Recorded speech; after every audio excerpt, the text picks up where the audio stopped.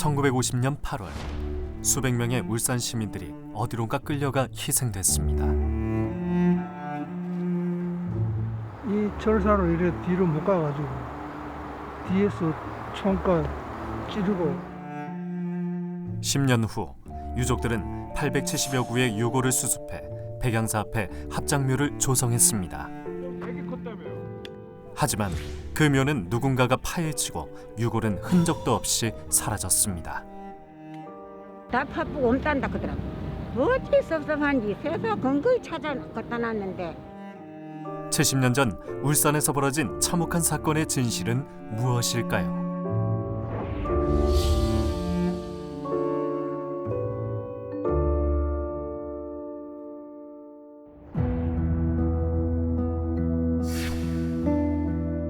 우리나라 동남부에 위치하고 있는 울산광역시.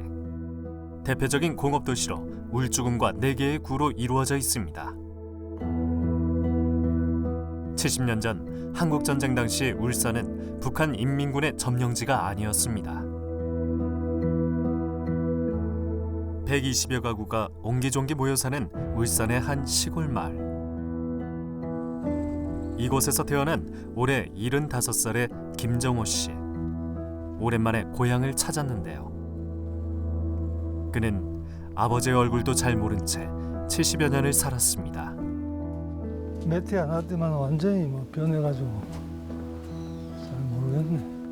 1950년 7월 정호 씨 아버지는 경찰에 끌려간 후 희생됐습니다. 50년도에 보도연맹에 가입된 거는 아마도 우리 집에서 정미소를 조그마한 큰 건 아니에요. 정미소 동네 하나밖에 없었어요. 그 정미소를 가지고 있었기 때문에 그 당시만 48년, 49년도만 하더라도 산에서 마을에 자주 내려와 식량이라든 가지고 왔는데 우리 집에 오면 식량이 많이 있으니까 안 해줄 수 없고 하니까 그런 협조를 해줬으니까 보도연맹에 가입해야 된다. 그래 가입하신 것 같아요. 일제강점기 일본에서 유학을 했던 정호 씨의 아버지. 1944년 결혼을 하기 위해 국내에 들어와 이듬해 해방을 맞이했는데요. 여기 우리 앞집이었는데 다 변해가지고 어디 갔는지 모르겠다. 결혼 후 정호 씨를 낳고 행복한 시간을 보내고 있었습니다. 아버지는 일본에 계실 때부터 조금 진보적인 그런 사고방식을 가지고 계셨던 것 같아요. 할아버지가 평생 농사만 짓고 살고 했으니까 그런 거 보니까 좀 안타까운 생각이 있었겠죠. 울산광역시 북구에 있는 농소초등학교. 울산 지역 보도연맹원으로 가입한 후 이따금 단체 소집에 참여했던 정호 씨 아버지. 1950년 7월 15일 그날도 정호 씨 아버지는 울산 국민보도연맹 소집 통보를 받고 동네 20여 명의 청년들과 아침 일찍 농소초등학교로 향했습니다. 그 당시에는 운동장이 크고 교사 학교 건물이 2층으로 기와집이 돼 있었는데 일자로 쭉 돼 있어. 그 앞에 운동장이 상당히 컸어요. 그래서 여기서 앞에 바로 여기가 파출소 여기서 모여가지고 오후 늦게 군 추럭과 경찰 트럭이 와가지고 싣고 울산 경찰서로 이동했다고 그렇게 해요. 아, 그날 당일날? 네, 당일날. 그건 아무 영문도 모르고 그래 가는 거죠. 그때부터 완전 면회라든지 좀 차단이 되고 그때부터 분류 작업이 들어가요. 농서면 전체 보도연맹원이 모이자 오후에 트럭에 실려 울산경찰서로 연행된 아버지.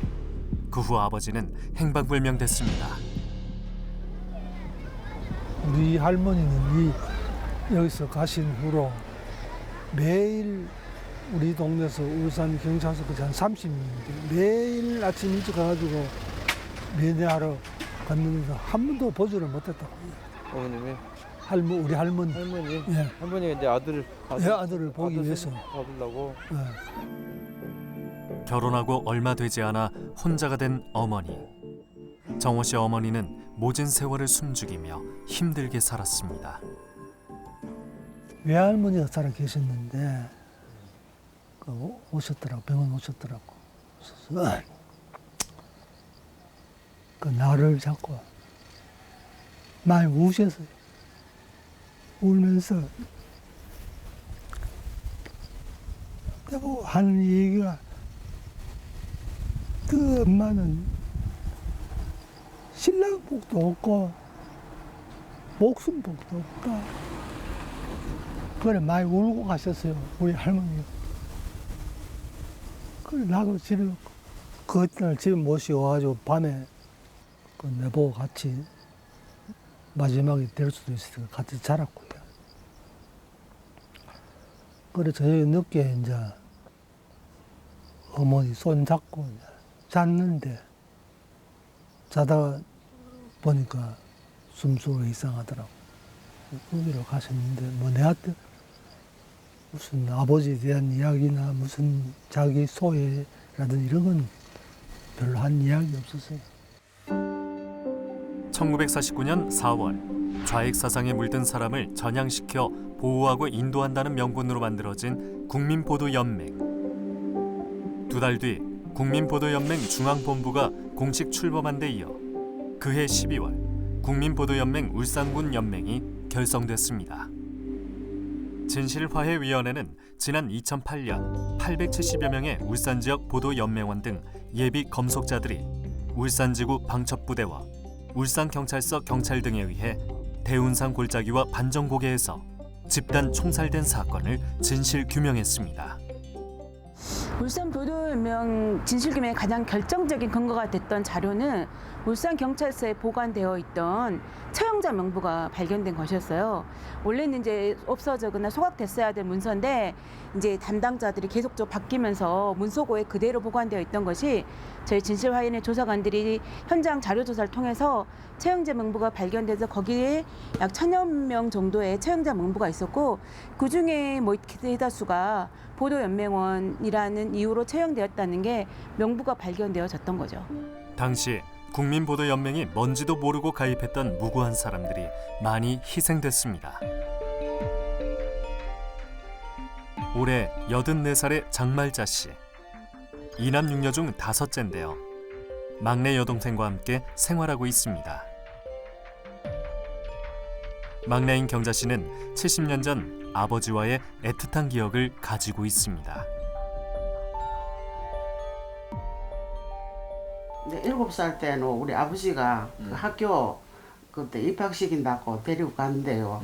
나이 그거 생일이 그거 해가는 나이 그거 해가 못 갔어요. 그 기억은 나요. 아버지하고 갔는 거는. 그 다음엔 별 그게. 아버지 기억하고.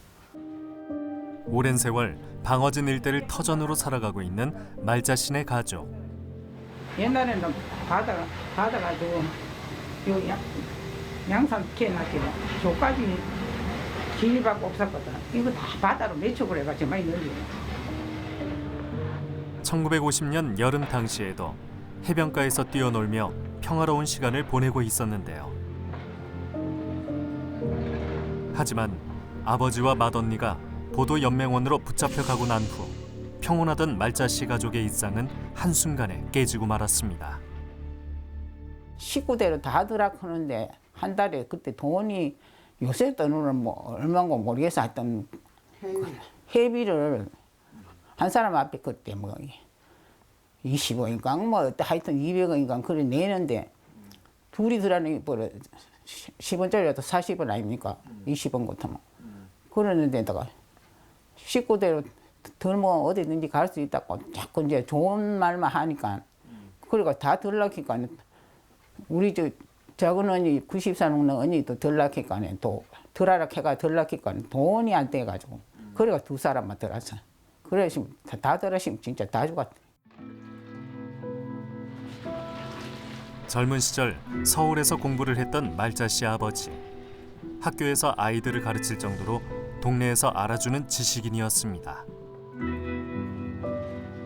당시 기관에서는 학벌 좋고 똑똑한 말자 씨 아버지에게 보도연맹원 가입을 권유했다고 합니다. 총살을 시켜가지고 그러니까 한테에다가 묻어가지고 뭐 그랬다 그런 소리를 듣고 얼마나 울고 다 했지 해가지고 이제 그러고부터는 이제 제사를 날짜를 모르니까 9월 9일 날로 해가지고 그래가 제사를 지낸 거죠. 9월 9일 날은 제사고 날짜 모르는 사람으로 그날 지니거든요. 그래가지고 그날로 걔가 제사를 지낸 거죠. 날짜를 모르니까. 아버지와 맏언니가 보도연맹원으로 학살되고 난 후 남은 형제 중 어머니 곁을 가장 오랫동안 지켰던 말자 씨. 젊은 시절 농산일을 도맡아 하며 고생도 참 많이 했습니다. 오랜 세월 말자 씨를 의지했던 어머니. 돌아가시기 몇 해 전에도 같이 생활했는데요. 어머니는 말자 씨 곁에서 한많은 세월을 마무리했습니다. 너무 집에 아무도 없으니까 그 밭에 가가 일하면 또 엄마는 매 또 일하다가 보면 또 그 과거를 생각해가 내 울어 샀는다. 자식을 생각해가 또 울고 그런 걸 내가 다 보고 살아왔으니까. 그러니까 그 어린 마음이셨지만 또 그런 어머님 얼굴 보면 저 모습 내가 제일 풍파가 많았지. 내가 과거가 보면. 아이고, 내가 진짜 얘기하면 농사라고 하면 나는 뭐 천리나 만리나 도망가고 싶은 그런 심정이었어요. 너무 애로 많이 먹어가. 또 안 하면 먹고 살기가 또 힘들지.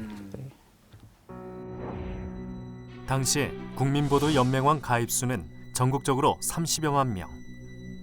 울산에서는 1,500여 명이 가입한 것으로 추정되고 있습니다. 면사무소 등 관계기관에서 밀가루와 비료, 통행권 등을 나눠주며 주민들의 가입을 독려했기 때문입니다.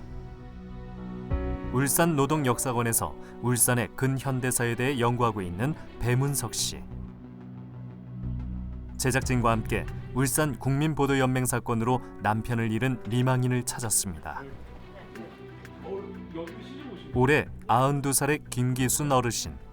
결혼한 지 1년도 채 되지 않아 남편이 보도연맹원으로 붙잡혀가 희생됐습니다. 2살이 헌채 돼가 어디 살아놓고 뭐도 그리 샀거든. 와인 갔노 안 갔노 그때.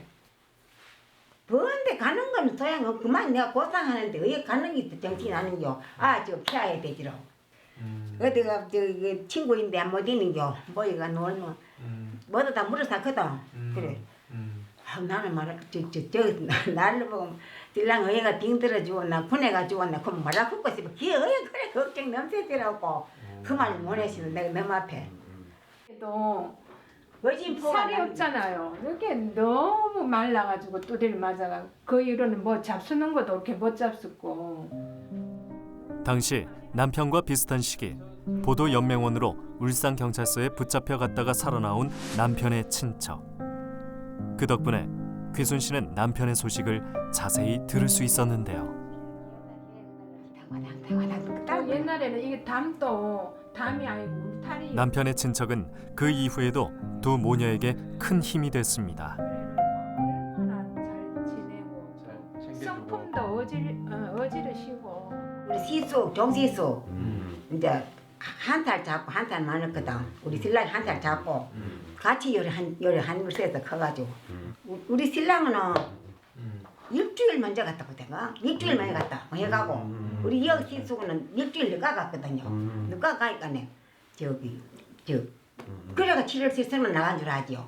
그렇죠. 그래 근데 그날 7월 6일 날 갔는갑다 우리 시숙이. 네, 갔는데 그때쯤이죠. 그래 7월 7일 날 밤에 한뭉튀기 나가더란다. 그래가지고 그럴 때 하면 동생이 그럴 때 잡히 갔는가 그날만 밤에 시간 wak자 푸디만 막 데리고 가더란다. 뭉튀기를 데리고 가더란다. 나가더란다. 혼자서 두 돌도 안 된 어린 딸을 키우며 힘들게 살아온 김기순 어르신. 모진 세월의 풍파를 견뎌야 했습니다. 70여 년 동안 곁을 지키고 있는 딸 춘한 씨는 그런 어머니를 지켜보는 마음이 아픕니다. 사진 하나 찍어. 고향이 그리워. 아버지도 이제 내 보이 안 됐고. 엄마도 이제 결혼해가 1년 만에 그러니까네. 사실 옛날에는 뭐 선을 보는 것도 아니고 어른들이 이렇게 해가 결혼하는 건데 1년도 안 됐으니까 엄마 하면 제가 더 눈물 나.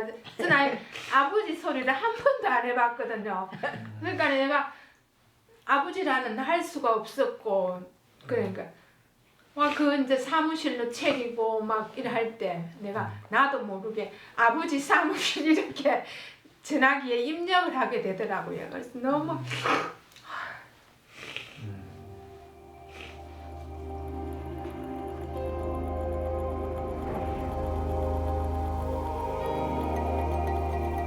한국전쟁 직후부터 울산 보도연맹원과 좌익 혐의자 등은 보도연맹원 소집 통보를 받고 지서 등에 출두한 후 울산경찰서 유치장과 창고 등에 구금됐습니다.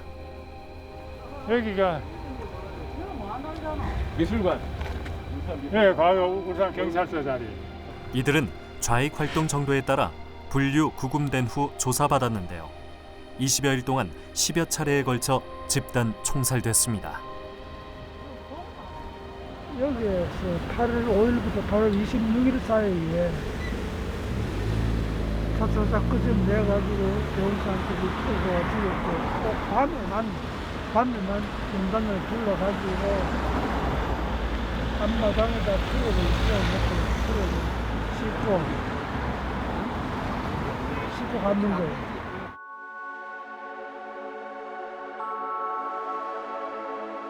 울죽은 온양읍과 양산시 웅상읍에 걸쳐있는 높이 742m의 대운산. 맑은 물과 녹음이 우거져 신라시대 원효대사가 돌을 닦은 곳으로 유명한데요. 하지만 울산 시민들에겐 아픈 역사의 장소입니다.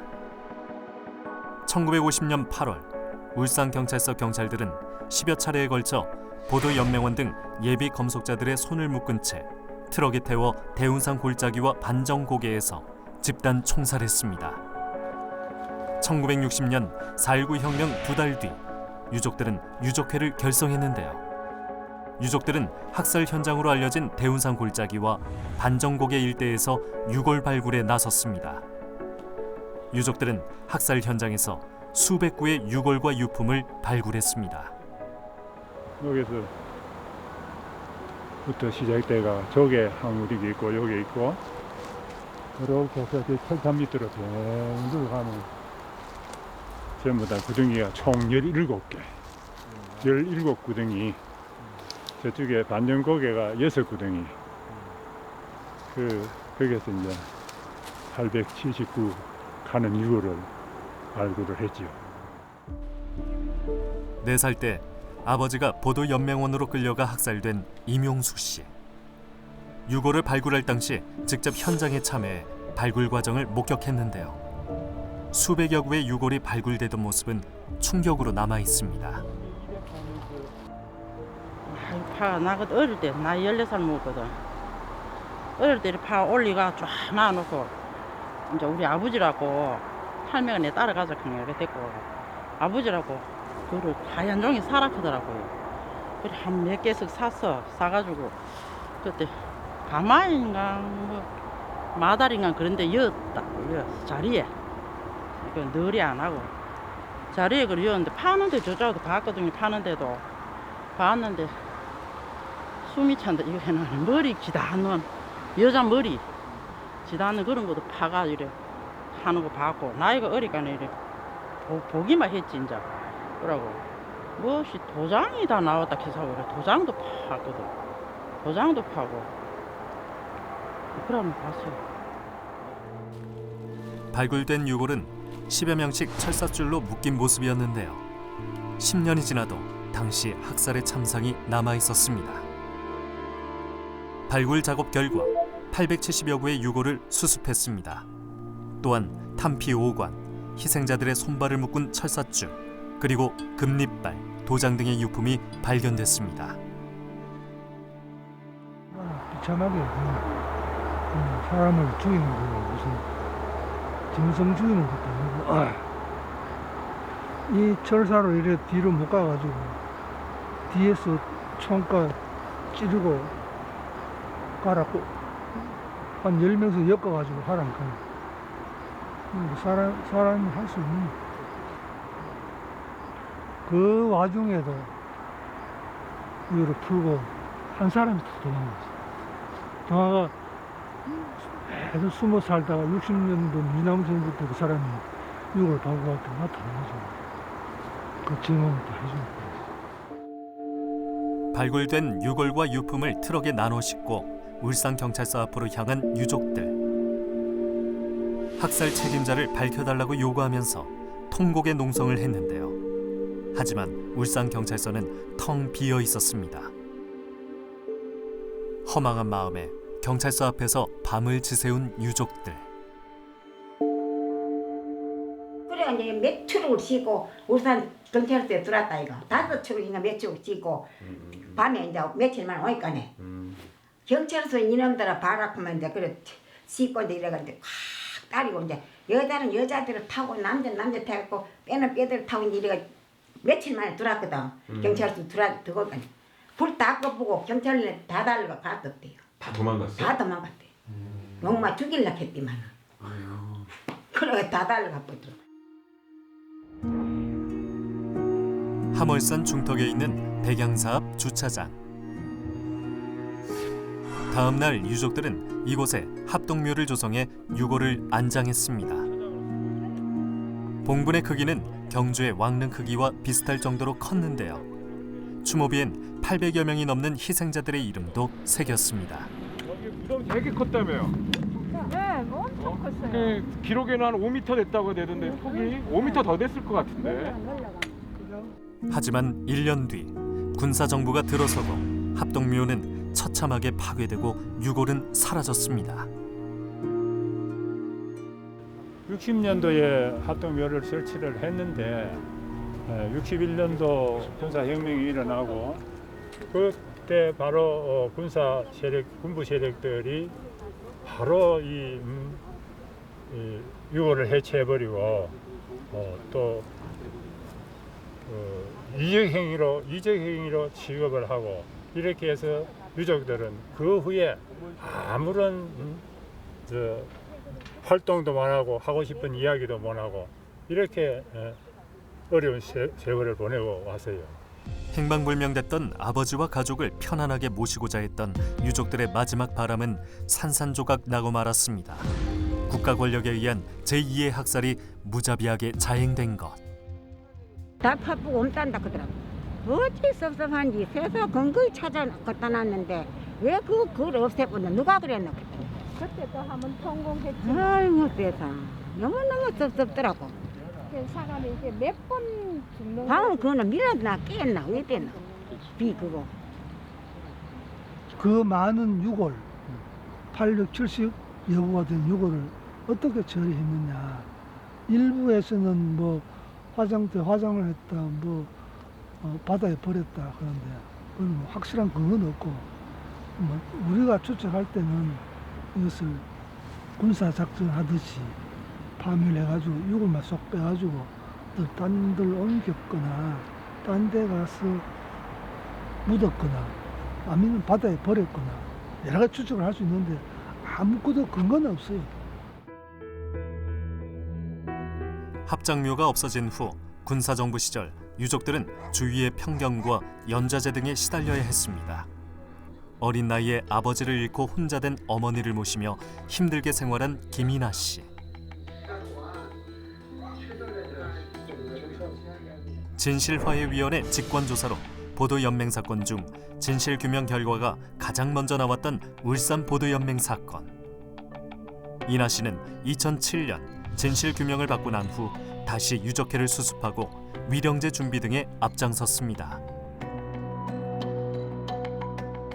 이듬해인 2008년 1월 25일 진행된 울산 국민보도연맹 사건 희생자 추모식에서 노무현 전 대통령은 정부 차원에서 유족들에게 공식적으로 사과했습니다.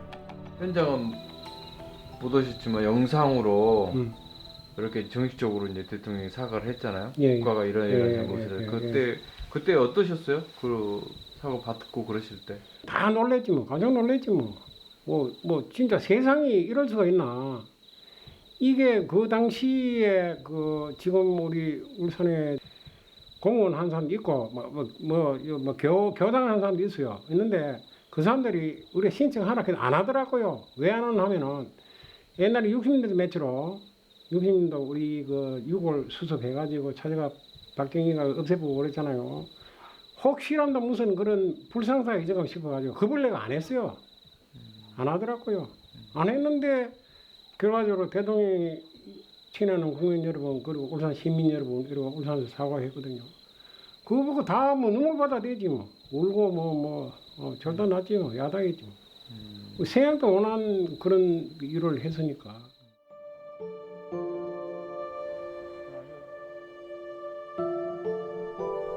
울산 국민보도연맹 추모 공간이 한창 조성되고 있는 울산광역시 중구의 한 공원. 진실화해위원회는 국가의 공식적인 사과와 위령사업 지원, 호적 정정과 역사기록 수정 등을 할 것을 권고했습니다. 요 부지가 150평 부지네. 올해 말 완공 예정인 울산보도연맹 민간인 희생자 위령탑. 이제 유족들은 언제든 억울하게 희생된 영령들을 추모할 수 있게 됐습니다. 저는 이제 희생자 개요, 희생 사건의 개요, 어떻게 해서 희생이 되고 어떻게 됐다 하는 몇 명이 됐다 하는 것을 쓰고. 조금 늦은 감은 있지만 켜켜이 가슴에 쌓인 유족들의 한과 응어리가 풀리고 있습니다. 특히 진실화해위원회의 권고사항을 받아들인 노무현 전 대통령의 공식 사과에 유족들은 큰 희망을 품게 됐습니다. 영령들도 이제 편히 쉴 수 있는 그런 자리가 마련되어서 이제 기뻐하실 거라고 믿고, 또 유족들도 뭐 이렇게 이제 뭐 다 정부에서 이렇게 해주고 하면 유족들도 이제 많은 치유가 되고 했으니까 본연의 임무를 하고 과거의 슬픔에 매여 있을 그런 필요가 없겠지요. 하여튼 그래서 이렇게 하는 것을 다행으로 생각하고 아주 우리는 만족하게 생각하고 있습니다. 한국전쟁 이후 인민군 미점령지인 울산 지역에서 벌어진 울산 국민보도연맹 사건. 전쟁 뒤 숨은 국가폭력으로 대규모의 민간인들이 억울하게 구금되고 희생됐습니다. 오랜 세월 가족을 그리워하며 핍박받아온 유족들. 억울하게 희생된 이들의 명복을 빌며 다시는 이런 비극적인 일이 없어야 할 것입니다.